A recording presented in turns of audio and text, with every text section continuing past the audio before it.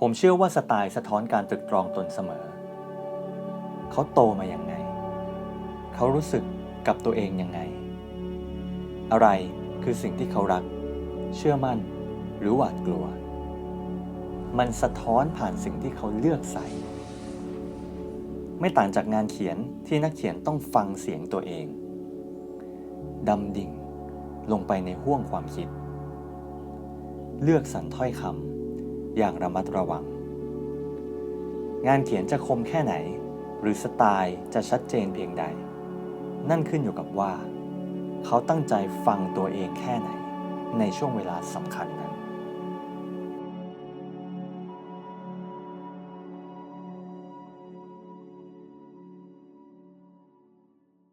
ทำไมแบรนด์นาฬิกาที่เก่าแก่ที่สุดในโลกอย่างบลองแปงจึงสะท้อนปรัชญาในการสร้างสไตล์ที่ผมเชื่อมั่นได้ถึง 3 ข้อ 1. ความออริจินอล ย้อนกลับไปในปี 1735 บลองแปงถือกำเนิดขึ้นในช่วงเวลาที่นาฬิกายังเป็นเพียงจินตนาการและความทะเยอทะยานของมนุษย์ แต่ช่วงเวลาหลังจากนั้นคือการสร้างสรรค์ประวัติศาสตร์แห่งเรือนเวลาที่เข็มนาฬิกาของมันยังไม่เคยหยุดเดิน เช่นกันกับการสร้างสรรค์สไตล์หากอยากเข้าใจสไตล์ต้องกลับไปศึกษาที่จุดกำเนิดของมันนั่นคือสิ่งที่ของวินเทจสอนผมเสมอสไตล์เหล่านั้นเกิดมายังไงหน้าที่ของมันคืออะไรมันสะท้อนสังคมและรสนิยมของคนในยุคนั้นอย่างไรและการเวลาทำให้มันเปลี่ยนแปลงไปไกลแค่ไหนจากจุดเริ่มต้นจังเกิลแจ็คเก็ตจากสงครามเวียดนามที่กลิ่นของสงครามยังไม่จางหายแต่ก็ปฏิเสธไม่ได้เลยว่า4กระเป๋าหน้าของมันนั้นเปี่ยมฟังก์ชันอย่างยิ่งสำหรับนักเดินทาง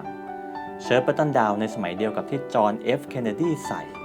และมันยังกลัดอยู่บนคอเด็กมหาลัยชั้นนำแห่งเมืองลุงแซม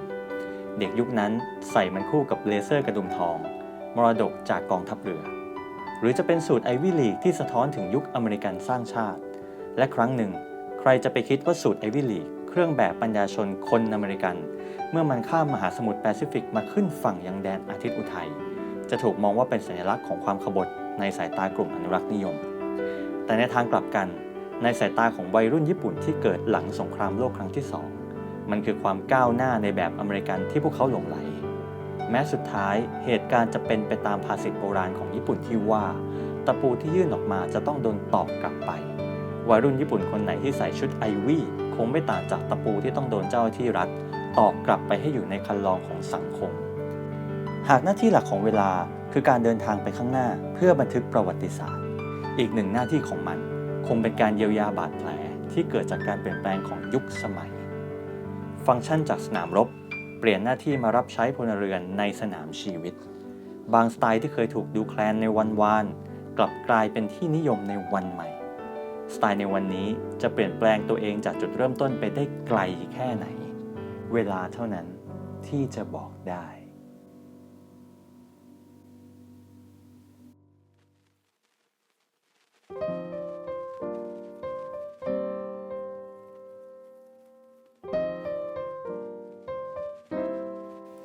2. นี่คือนาฬิกาที่อยู่มาทุกยุคและยังคงยืนหยัดในจุดยืนของตัวเองมันผ่านยุคปฏิวัติอุตสาหกรรมผ่านความบอบช้ำจากสงครามโลกผ่านยุคควอตไครซิสที่นาฬิกาใส่ถ่านคือนวัตกรรมความเที่ยงตรงแบบใหม่และมันกำลังจะผ่านยุคที่ข้อมูลข่าวสารมีค่ามากกว่าทองคำแม้จะผ่านยุคที่คนนิยมฐานนาฬิกามากกว่ากลไกไขลานจนหลายแบรนด์ต้องยอมเปลี่ยนตัวเองแต่บลองแปงกลับทำตรงข้ามด้วยการยืนหยัดในกรรมวิธีการทำนาฬิกาแบบดั้งเดิมผลิตกลไกทุกพาร์ทเองแบบ in-house และตั้งปณิธานกับตัวเองว่าจะไม่มีวันทำนาฬิกาควอตออกมาโดยเด็ดขาดเช่นกันกับการสร้างสรรค์สไตล์ครับประวัติศาสตร์โลกทำให้เราประจักษ์แล้วว่ามนุษย์กระหายใคร่รู้พยายามทำความเข้าใจกระทั่งอยากจะมีชีวิตใหม่ในกาแล็กซี่อันไกลโพ้นแต่กลับตอบตัวเองไม่ได้เลยว่าตอนนี้ชอบอะไรรู้สึกสบายกับอะไรไหล่ข้างไหนต่ำกว่ากันปกติเดินหลังค่อมแค่ไหนหรือยืนท่าไหนสบายที่สุดเพราะ style is personal ครับ style คือเรื่องส่วนตัวและ personal style จะออกมาไม่ได้เลยหากไม่รู้ว่าตัวเองเป็นใครมีความสุขกับอะไรจุดอ่อนอยู่ตรงไหนอะไรคือสิ่งที่ยอมเปลี่ยนได้และอะไรคือสิ่งที่ต่อให้ตายก็ไม่ยอมเปลี่ยนและที่สำคัญอะไรคือความเชื่อที่เรายึดมั่นและต่อสู้เพื่อรักษามันตลอดเวลา เพราะสไตล์คือตัวตนมันอยู่ในคนที่มีจุดยืนอยู่ในคนที่ไม่ยอมเป็นใครอื่น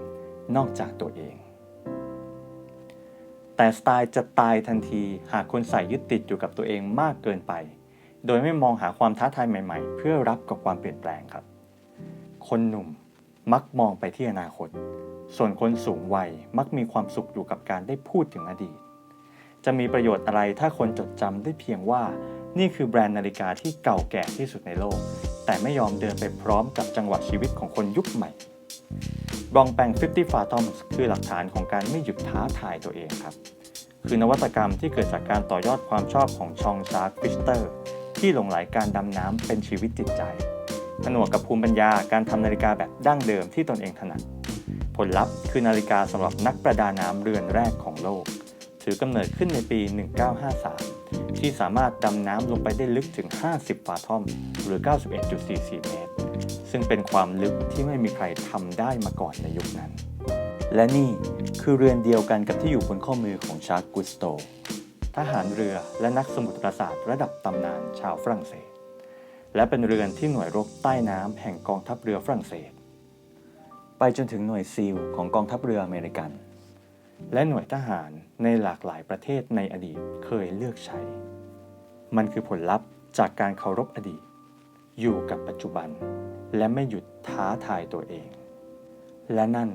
คือกุญแจสำคัญที่ทำให้สไตล์เติบโตได้บนความเป็นจริง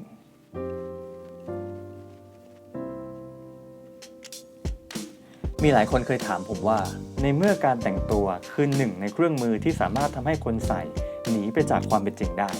คุณจะใส่ฟ็อกโค้ทสวมบทบาทเป็นผู้คนในสมัยอับราฮัม ลินคอล์นก็ย่อมได้ครับหรือจะใส่สูททรงโบราณสวมวิญญาณเฟร็ดแอสแตร์ก็ย่อมได้เช่นกัน Personal Style ควรจะเป็นอะไรก็ได้ที่เขาอยากเป็นไม่ใช่เหรอใช่ครับผมไม่เถียงเลยศิลปินหลายคนยังเคยใช้การแต่งตัวเพื่อเตรียมสภาพจิตใจเสมือนเป็นการสวมบทบาทให้ตัวเองรู้สึกพร้อมก่อนการทำงานแล้วทำไมความเป็นจริงจึงสำคัญกับผมนักหนาเพราะผมเชื่อว่าสไตล์ต่อให้ Personal แค่ไหนแต่มันจะกลายเป็นการเล่นแต่งตัวทันทีหากละเลยคำนี้